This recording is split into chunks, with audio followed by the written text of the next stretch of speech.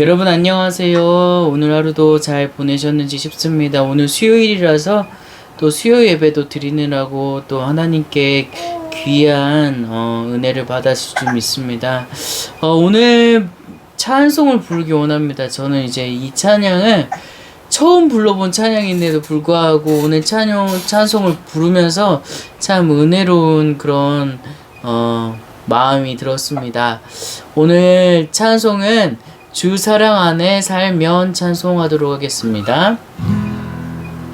주 사랑 안에 살면 두려움 없으며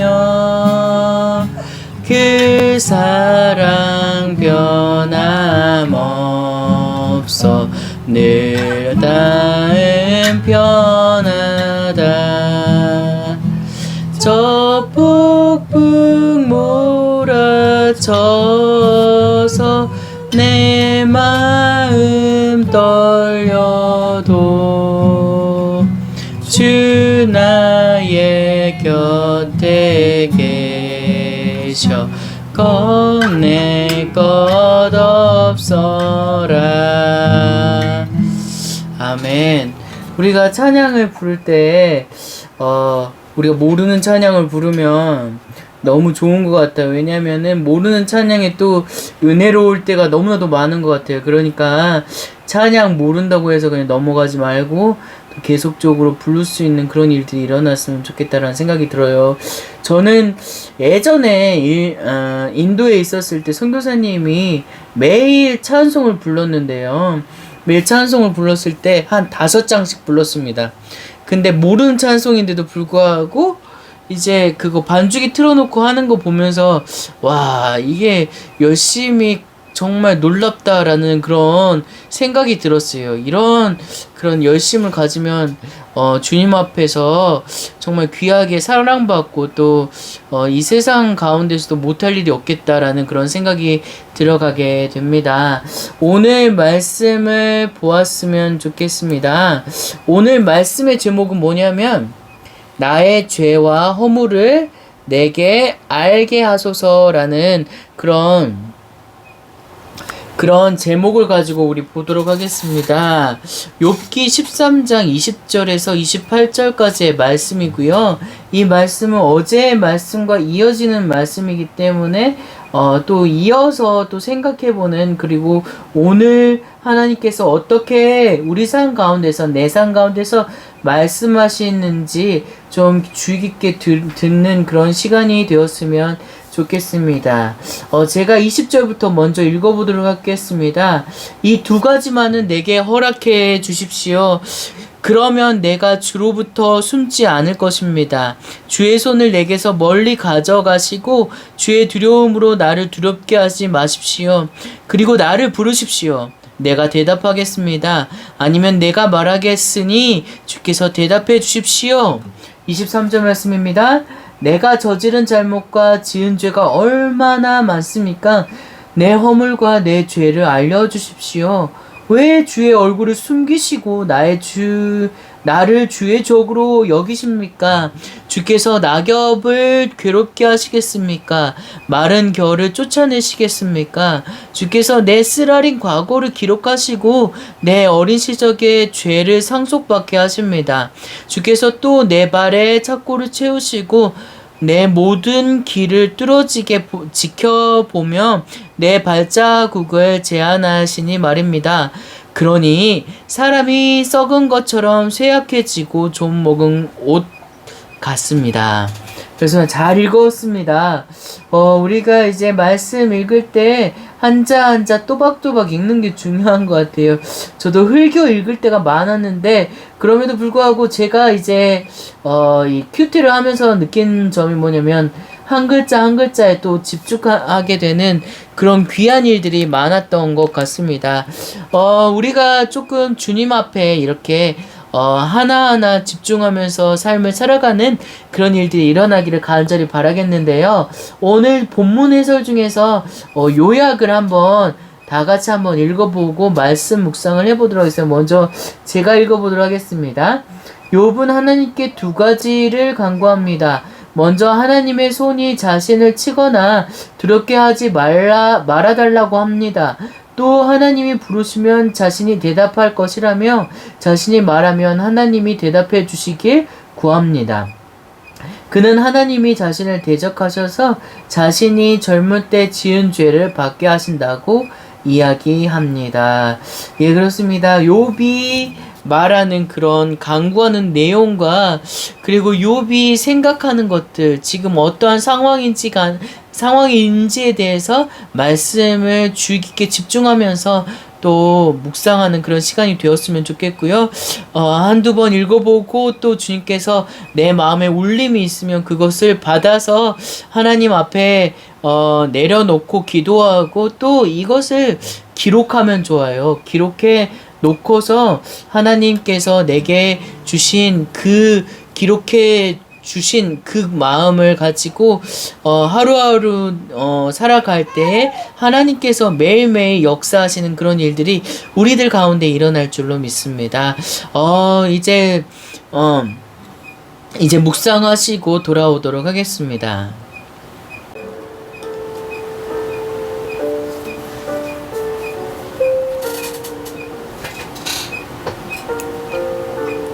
네, 말씀 잘 읽으셨나요? 우리가 말씀에 가까이 하게 되면 또 하나님께서 말씀을 우리가 읽는 가운데서 또 깨달음을 주실 줄 믿습니다. 또 우리가 이제 말씀을 묵상할 때 찬송과 반주라든지 조금 잔잔한 곡을 틀어놓으면 좋습니다. 우리가 이렇게 틀어놨을 때 또 하나님께서 마음에 동요를 일으켜 주시거든요. 그것을 조금 생각하셔서 잔잔한 분위기에서 또 말씀을 읽었으면 좋겠습니다. 오늘 말씀을 보기 원하는데요. 제가 묵상한 것을 조금 나눠보는 그런 귀한 시간이 되었으면 좋겠습니다. 욥이 이제 이렇게 말하잖아요. 두 가지의 일을 행하지 마소서라고 그렇게 말하게 돼요. 두 가지만은 내게 허락해 주십시오 라고 그렇게 이야기를 합니다. 그래서 숨지 않을 겁니다 라고 하셔서 주의 손을 주의 손을 내게서 멀리 가져가시고 주의 두려움으로 나를 두렵게 하지 마십시오 라고 그렇게 나를 두렵게 하지 마십시오, 가까이 해 주십시오 라는 그런 말씀을 이렇게 주님 앞에 이렇게 간구하는 그 말씀을 건넸고요. 그리고 또 나를 부르십시오, 내가 대답하겠습니다, 나를 불러주십시오 라고 말하는 그런 욥의 모습을 볼 수 있습니다. 제가 주목해 보았던 것은 무엇이냐면 숨지 않을 것입니다. 숨바꼭질이 생각이 나더라고요. 술래잡기 하면서 이제 숨은 사람들을 찾는 그런 모습을 또 상상해 보게 되었습니다. 어렸을 때 숨바꼭질 하잖아요. 그러면서 숨바꼭질 할 때에 찾게 되면 너무 기쁜 그런 모습을 떠올리게 되었습니다. 하나님께서도 그러신 분 같아요. 내가 어려움 담아서 하나님이 없는 것처럼 느껴질 때 하나님께 구하고 간구하게 되면 하나님께서 내게 들어 보여내 주시고 내게 말씀해 주신 것들을 조금 경험할 때가 많았던 것 같습니다. 우리들 삶 가운데서도 이런 일이 일어났으면 좋겠다라는 생각이 들어가게 됩니다. 그러면서 욥이 이렇게 말합니다. 진짜 예전 생각이 많이 나더라고요. 나를 부르십시오, 내가 대답하겠습니다 라고 그렇게 말하고 있습니다. 요즘 시대는 어떤 시대냐 하면 소통의 시대라고 하잖아요. 자녀와 그런 부모님 간에 갈등이 있어가지고 소통이 잘 안 되는 그런 상황도 많이 있고요. 그리고 이제 우리나라 가운데서도 서로 간에 소통이 안 되어지는 그런 상황 가운데 갈등이 일어나게 되는 그런 경우도 많이 보게 됩니다. 그리고 국가 간의 갈등도 마찬가지죠. 소통이 안 되면 전쟁이 일어나기도 하고요. 그리고 이제 오해하게 되어져서 전쟁으로 인해서 큰 피해를 받게 되는 그런 일들도 일어나게 됩니다. 그렇기 때문에 소통이 중요한 것 같아요. 저 또한 군대 있을 때 참 소통이 중요하다라는 생각을 가지게 되었어요. 왜냐하면 군대 들어가면 이런 일이 있거든요. 전화를 못해요. 예, 훈련소 있을 때 전화를 전혀 못했어요. 그 어렵더라고요. 그러면서 어떨 때는 하루에 한 번씩 전화하는 시간만 딱 주고 그 이외에는 전화하지 못하는 그런 가운데 있었던 경험이 좀 있었습니다. 그래서 공중전화 앞에서 이 군인들이 이제 몰려있던 그런 기억이 새록새록 납니다. 그렇습니다. 이제 사람이 그런 것 같아요. 못 본 사람, 그러니까 오랫동안 못 본 사람을 그리워하는 그런 마음이 있잖아요. 그런 것처럼 조금 느껴지더라고요. 내가 정말 원하는 사람, 나에게 함께 해주고자 하는 사람이 곁에 없게 된다면 어떨까라는 그런 마음가짐이 들더라고요. 하나님도 마찬가지라는 생각이 듭니다. 예전에 정말 제가 교회를 잘 다니고 있었는데 이게 잘 다니다가 이게 뭐라고 해야 될까요? 그냥 교회를 못 나갈 때가 좀 있었던 것 같아요. 그때는 정말 교회가 나가고 싶어서 몸부림쳤던 그런 기억이 있습니다. 그리고 그때는 하나님에 대해서 잘은 알지 못했지만 그 교회가 그립고 그리고 사람들이 그리웠던 그런 기억이 있습니다. 아, 그렇구나 라는 생각이 들어갑니다. 교회를 통해서 하나님께서 역사하시고 교회의 사람들을 통해서 하나님께서 함께 해주시는구나 라는 그런 생각을 갖게 되었습니다. 그렇습니다. 하나님과 함께하는 것이 너무나도 귀중한 것 같다라는 생각이 듭니다. 그렇기 때문에 우리가 어떠해야 될까라는 생각이 들어요.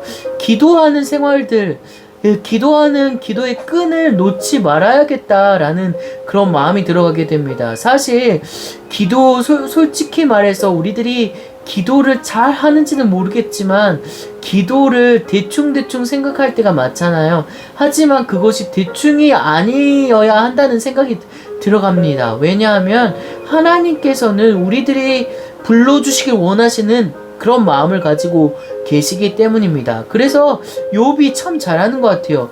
나를 부르십시오. 내가 대답하겠습니다. 하나님 필요해요. 하나님 필요하니까 지금 제게 와주세요 라고 그렇게 말하는 그런 욥의 그런 그 모습이 너무나 또 귀중하게 여겨지게 된다라는 생각이 들어가게 됩니다. 제가 참 좋아하는 것이 있습니다. 좋아하는 게 뭐냐면 사랑하는 거죠. 사랑하는 것. 예전에 이런 것을 생각했던 경험이 있었어요. 제가 여자친구가 없고 그리고 조금 외로웠을 때 이런 생각을 했던 기억이 있습니다. 밀당을 잘해야 된다. 남녀 관계에서 밀당을 잘해야지 정말 연애에서 성공한다 라고 그렇게 말하더라고요. 근데 사실 곁에 아무도 없는데 어떻게 밀당을 할 수 있을까라는 그런 생각도 가지게 되었어요. 왜냐하면 내 곁에 아무도 없었기 때문입니다. 그랬을 때는 내게 누구라도 있었으면 좋겠다라는 그런 생각을 가지게 되었습니다. 그렇기 때문에 우리가 항상 밀당을 하거나 하나님과 밀당을 하거나 하나님을 그냥 재보거나 그러지 말고 어려운 일 닥쳤을 때, 힘든 일 닥쳤을 때, 무슨 일이 있을 때 주님 앞에 나가는 것이 필요하겠다라는 그런 생각이 들어가게 됩니다. 그렇기 때문에 기도의 삶을 살아야겠다라는 그런 마음이 첫 번째로 가지게 되었습니다.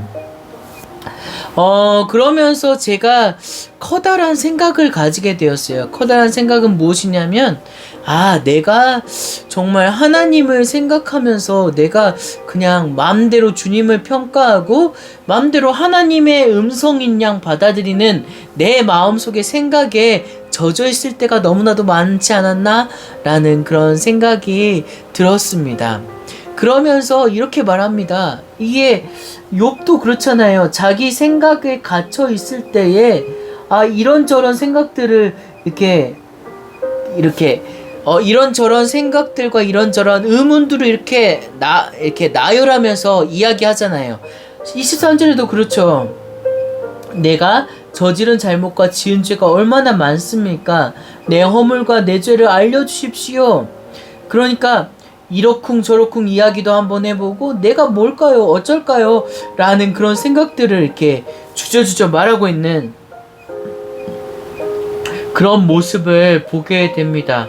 하지만 그런 모습이 너무 귀해 보여요. 왜냐하면 그럼에도 불구하고 내가 욥 자신이 하나님께 다가가고 있다는 그런 생각을 갖게 되었습니다. 이렇게 욥의 모습을 보게 되면서 저 또한 이런 생각이 들더라고요. 하나님께 이런 질문도 해보고 저런 질문을 해보는 그런 마음가짐이 필요하겠다라는 생각을 가지게 되었고요.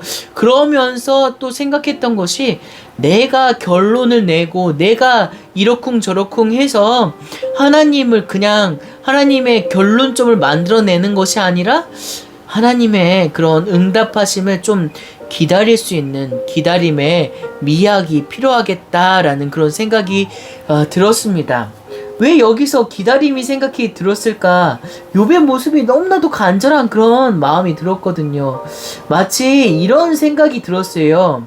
이 옛날에 이런 것이 있었어요. 저도 잘 모르긴 하지만 이 마시멜로 이야기라는 게 있습니다. 이 아이가 기다릴 수 있는 그런 인내의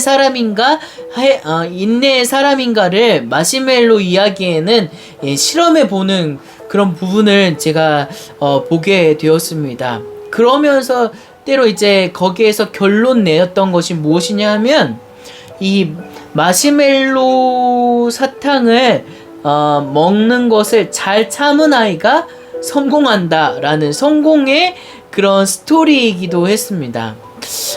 조금 물론 이게 전부는 아니지만 이게 복음은 아니지만 그럼에도 불구하고 좀 교훈을 두는 것이 있는 것 같아요. 그것은 바로 하나님의 음성을 나도 하나님의 음성을 기다릴 수 있는 그런 사람이 되어야겠다라는 그런 생각을 갖게 되었습니다. 왜냐하면 하나님은 지금 욥에게 숨기시고 계시거든요. 하나님이 하나님 자신을 숨기셔서 드러내지 않고 있는 분이시기 때문입니다. 그리고 결론적으로 나중에 이제 기다림을 다 마친 후에 욥에게 나타나는 그런 모습을 볼 수 있습니다. 그러면서 생각했던 것이 나는 어떻게 살아가야 될까? 나는 어떻게 정말 하나님의 일을 이루어야 할까라는 그런 생각을 가지게 되었습니다. 저의 가장 큰 단점이 있다면 그것이 무엇이냐 하면은요, 바로 기다림의 미학이 좀 없는 것 같아요. 기다림이 부족한, 그리고 인내가 조금 부족한 그런 모습이 있었던 건 아닌가라는 그런 생각을 가지게 되었습니다. 물론 내가 그리스도인이지만 기다림을 더 잘 할 수 있는 그런 부분으로 훈련받아야겠다라는 생각이 들었고요. 그러므로 인해서 내가 기다리지 못해서 포기함으로 인해서 내 자신을 실망으로 가득 채우거나 좌절로 이렇게 나를 망치는 것이 아니라 나를 존중해주고 나를 귀히 여길 수 있는 그런 일들도 일어나야겠다. 나의 자존감도 조금 채워야겠다라는 그런 마음도 들었습니다. 우리는 어떤가요? 우리는 주님 앞에서 잘 기다리고 잘 그런 응답을 잘 기다리는 사람인가요? 우리가 조금 잘 생각해보고 그리고 하나님께 또 나아가는 우리들의 삶이 되었으면 좋겠다라는 생각이 듭니다. 여러분, 우리 아내가 있습니다. 아내는 어떤 그런 묵상을 했는지 한번 살펴보도록 하겠습니다. 어떤 묵상을 했나요? 하나님 앞에서 어떻게 잘 기다리는 성격인가요? 아니면 하나님께서 응답을 안 해주실 때 어떤가요? 마음은 어땠고 그때 어떻게 일을 처리했고 하나님께서 어떠한 응답을 주셨다, 그런 것들이 있는지 싶어요. 예, 맞아요. 그래요. 아내도 그런 경험이 좀 많았던 것 같습니다. 이게 계속 하나님께 여쭙는 부분들이 필요하다라는 그런 마음가짐이 있었던 것 같아요. 그래서 이제 응답을 해주지 않을 때 계속 여쭈었다라는 그런 말을 저에게 또 전해 주었는데요. 참 은혜가 되는 그런 묵상이었습니다. 우리가 이렇게 이제 나눔으로 인해서 하나님께서 우리들 삶 가운데 역사하시는 그런 일들이 일어났으면 좋겠고, 또 하나님 앞에서 정말 귀히 쓰임받는 우리들이 되었으면 좋겠다라는 그런 생각이 들어가게 됩니다.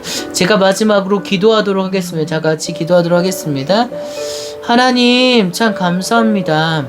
우리들의 삶이 너무나도 부족함에도 불구하고 하나님께서 채워주시고 함께 해주시니 감사합니다. 제가 어려운 부분들이 있었고 연약한 부분들이 있었습니다. 또한 주님께서 응답해 주심도 잘 알지 못할 때도 너무나도 많았던 것 같습니다. 하지만 하나님이 어떻게 해주든 간에 그거를 응답해 주시고 저에게 알게 해주심에 너무 감사합니다.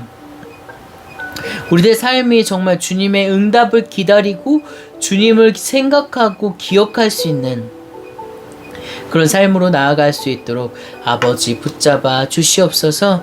참 감사합니다. 살아계신 예수 그리스도 이름으로 감사하며 기도드립니다. 아멘.